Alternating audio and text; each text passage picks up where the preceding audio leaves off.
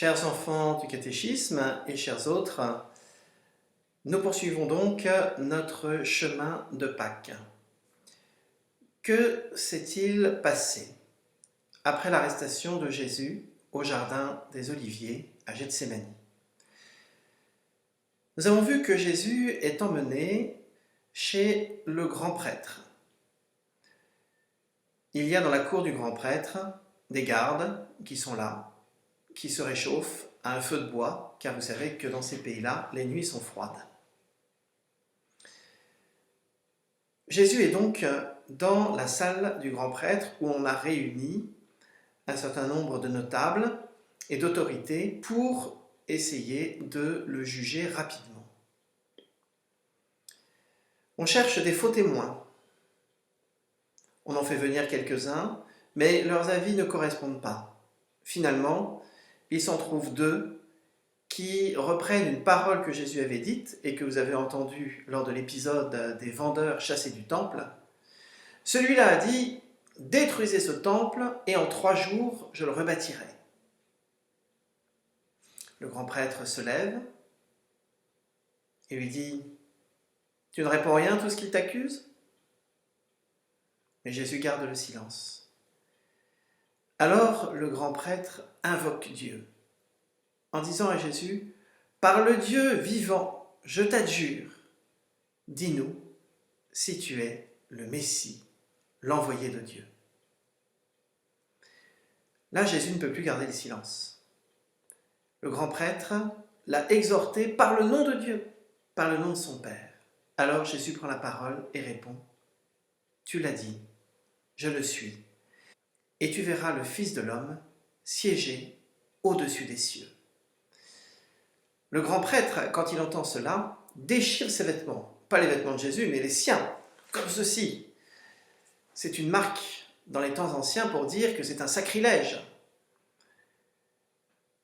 Il se tourne vers les autres juges. À votre avis, qu'est-ce que cet homme mérite? Ils se mettent tous d'accord, il mérite la mort. Pendant ce temps, nous nous rappelons que dans la cour, il y a ce feu avec les gardes et nous avons dit que Jean et Pierre suivaient Jésus discrètement. Jean, visiblement, rentre dans la maison du grand prêtre. On nous dit qu'il connaissait quelqu'un de la maison. Pierre, lui, reste là à se chauffer dehors. Quelqu'un s'approche de lui et lui dit « Dis donc, c'était pas avec la personne qu'on a arrêtée là ?» Pierre dit « Non, je ne vois pas de quoi tu parles. » Puis une servante s'approche de lui et dit « Mais si, celui-ci en était. D'ailleurs, à l'entendre parler, il vient de Galilée, de la région de Jésus. » « Femme, je ne sais pas de quoi tu veux parler, » dit Pierre. Puis un troisième l'aborde en disant « Mais si, je te reconnais, tu étais avec lui. » Et Simon-Pierre dit « Je ne vois vraiment pas de quoi est-ce que vous voulez parler. Je ne connais pas cet homme. » Et aussitôt, un coq se met à chanter. Et là, d'un seul coup, remonte à la mémoire de Pierre ce qui s'était passé pendant le repas. Pierre avait dit à Jésus « Si tous t'abandonnent, moi je ne t'abandonnerai jamais. » Et Jésus lui avait répondu « Pierre, Pierre, avant que le coq chante, tu m'auras renié 3 fois. » Et là, d'un seul coup, Pierre comprend qu'il a renié son ami 3 fois. Il sort et se met à pleurer de honte. Jésus est toujours dans la maison du grand prêtre. Les gardes l'emmènent pour le conduire chez le gouverneur romain. C'est la fin de la nuit. Il est sans doute 5h30, 6h du matin. On amène donc Jésus devant le palais du gouverneur romain Ponce Pilate. Ponce Pilate descend et se retrouve face à un Jésus qui a sans doute été frappé, molesté par les gardes, et derrière lui, ses accusateurs les chefs du peuple, les grands prêtres. Il est aux alentours de 6h, 6h30 du matin. Ces derniers exigent que Ponce Pilate rende un jugement le plus vite possible. Ponce Pilate fait donc rentrer Jésus dans la salle d'audience et il a sans doute pris des renseignements sur lui. Il sait sans doute que Jésus est entré dans Jérusalem d'une manière triomphale. On l'a vu lors de la célébration des rameaux. Et la première question qu'il lui pose, c'est « Es-tu le roi des Juifs ?» Jésus lui répond « C'est toi qui le dis ». S'ensuit un interrogatoire en bonne et due forme, auquel Jésus cherche à répondre à Ponce Pilate. Et finalement, après avoir interrogé Jésus, Ponce Pilate redescend en disant « Je ne trouve chez cet homme aucun motif de condamnation. Je vais donc le châtier et je le renverrai. » Ponce Pilate donne donc l'ordre à ses soldats de fouetter Jésus. Après l'avoir copieusement fouetté, après s'être moqué de lui, on amène un Jésus ensanglanté, qui tient à peine debout, devant les grands prêtres et les chefs du peuple. Pilate leur présente « Voici l'homme ». Et là, tout le groupe se met à crier « Crucifie-le, crucifie-le ». Pilate insiste « Quel mal a donc fait cet homme ?» Mais il crie plus fort encore « Crucifie-le ». Alors Pilate fait rentrer de nouveau Jésus dans la salle d'audience. Il interroge de nouveau. Mais Jésus garde le silence. Finalement, Pilate sort et dit « C'est la coutume pendant la fête de Pâques que je libère un prisonnier. Voulez-vous que je libère Jésus ?»« Pas lui, crie-t-on, pas lui. Libère-nous plutôt Barabbas. » Or, ce Barabbas, c'était un bandit qui avait été capturé et mis en prison. « Que ferai-je donc de Jésus ? » ?»« Crucifie-le, crucifie-le. »« Est-ce que je vais crucifier votre roi ?» dit Pilate pour se moquer d'eux.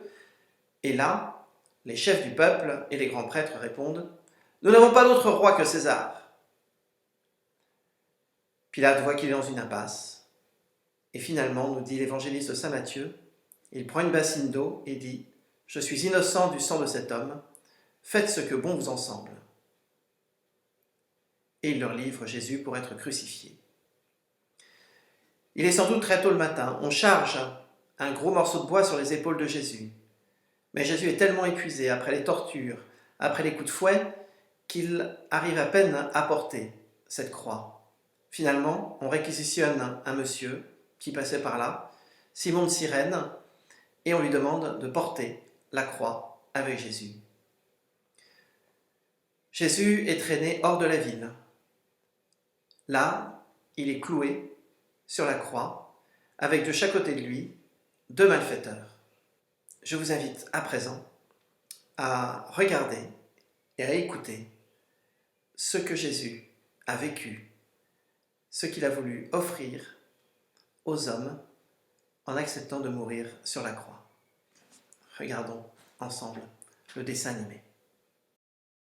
Alors que Jésus est crucifié, l'un des voleurs suspendus aussi à une croix l'insulte. « N'es-tu pas le Messie ? Sauve-toi toi-même et nous avec !» Mais l'autre voleur crucifié lui fait des reproches. « Tu n'as donc aucune crainte de Dieu. Tu es pourtant un condamné, toi aussi. Et puis pour nous c'est juste, mais lui, il n'a rien fait de mal. » Et il dit : « Jésus, souviens-toi de moi quand tu viendras dans ton royaume. » Jésus lui répond : Amen, je te le déclare. Aujourd'hui, avec moi, tu seras dans le paradis. Il était déjà presque midi. Le soleil se cache et l'obscurité tombe dans tout le pays jusqu'à 3 heures. Le rideau du temple se déchire par le milieu. Alors, Jésus pousse un grand cri. Père, Entre tes mains, je remets mon esprit. Et après avoir dit cela, il expire. À la vue de ce qui se passe, un centurion romain rend gloire à Dieu. Sûrement, cet homme était juste. Et tous les gens rassemblés pour ce spectacle, voyant ce qui était arrivé, s'en retournent en se frappant la poitrine. Tous ses amis se tenaient à distance, ainsi que les femmes qui le suivaient depuis la Galilée. Jésus est donc mort sur la croix. Lorsque le soir commence à tomber, le gouverneur décide d'achever les derniers prisonniers qui seraient encore vivants. On s'approche du premier et on lui casse les jambes. On s'approche de l'autre brigand, on lui casse les jambes pour qu'il meure plus vite. On s'approche de Jésus et là on s'aperçoit qu'il est déjà mort. Pour vérifier cela, un légionnaire romain prend sa lance et lui transperce le côté droit d'un coup de lance. Saint Jean nous dit, à ce moment-là, j'ai vu sortir du sang et de l'eau.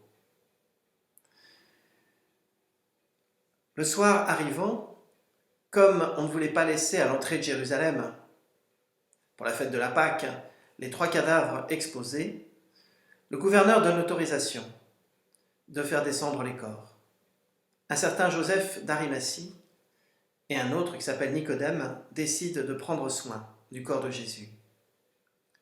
Avec un petit groupe de femmes qui avaient assisté à l'exécution de Jésus, ils descendent son corps, l'enveloppent dans un linceul, le préparent avec quelques aromates et puis mettent le corps de Jésus dans un tombeau qui est tout proche. Les tombeaux à l'époque, c'était des grottes fermées par une grosse pierre. Ils déposent donc le corps de Jésus dans ce tombeau à proximité de Jérusalem. Ils roulent une pierre et ils repartent, le cœur lourd. La Pâque qu'ils célébreront cette année n'aura pas le goût de la fête, elle aura plutôt le goût du sang et des larmes. Nous allons nous retrouver demain, si vous le voulez bien, pour une nouvelle vidéo. Et à travers cette vidéo que je vous propose, nous allons essayer de comprendre ce que l'histoire nous dit de la crucifixion de Jésus, quelles sont les preuves que l'on peut recevoir et qu'est-ce que s'exprime à travers cet événement. Voilà, et nous aurons la chance, si vous le voulez bien, de découvrir le visage de Jésus tel que nous l'a laissé une très très ancienne tradition. Si vous voulez savoir à quoi ressemblait le visage de Jésus, je vous donne rendez-vous demain sur une nouvelle vidéo. Avant de nous séparer, comme nous en avons pris l'habitude, je vous adresse en cette semaine sainte toute ma bénédiction, à vous-même, à tous ceux que vous aimez, et particulièrement à vos parents. Au nom du Père, et du Fils, et du Saint-Esprit. Amen. Bonne suite de semaine sainte, et à demain.